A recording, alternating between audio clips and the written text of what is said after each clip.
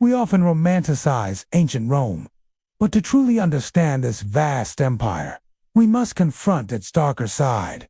The pervasive reality of slavery. At its height, slaves may have constituted up to a third of the population in some areas, performing virtually every type of labor. We're going to explore what life was really like for a Roman slave, from their legal status as property to their diverse roles and the ever-present threat of brutality. Under Roman law, a slave was not a person, but propertia, race, or a thing. They had no legal rights, couldn't marry or own property, and could be bought, sold, or even killed by their masters. People became slaves through various means, most commonly as prisoners of war, but also through debt, kidnapping by pirates, or being born to a slave mother. Household slaves.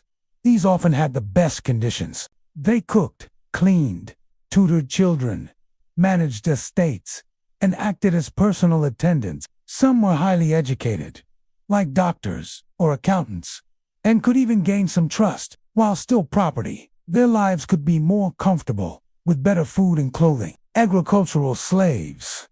The majority worked in the fields on vast estates. Their lives were harsh, with grueling manual labor from dawn till dusk. They often lived in barrack-like conditions, sometimes chained, with minimal food and clothing. Mine slaves and galleys.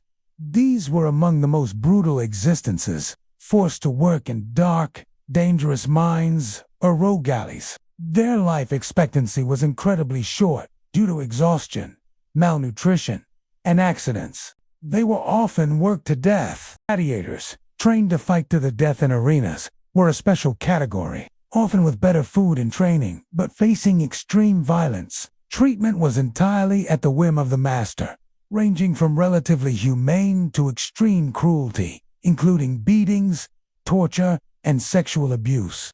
Yet, resistance, though dangerous, existed from subtle defiance, like slow work or theft, to desperate revolts like Spartacus's uprising. Slaves could gain freedom, a unique aspect of Roman slavery. This might be granted by a master in their will, for faithful service, or sometimes purchased by the slave using their.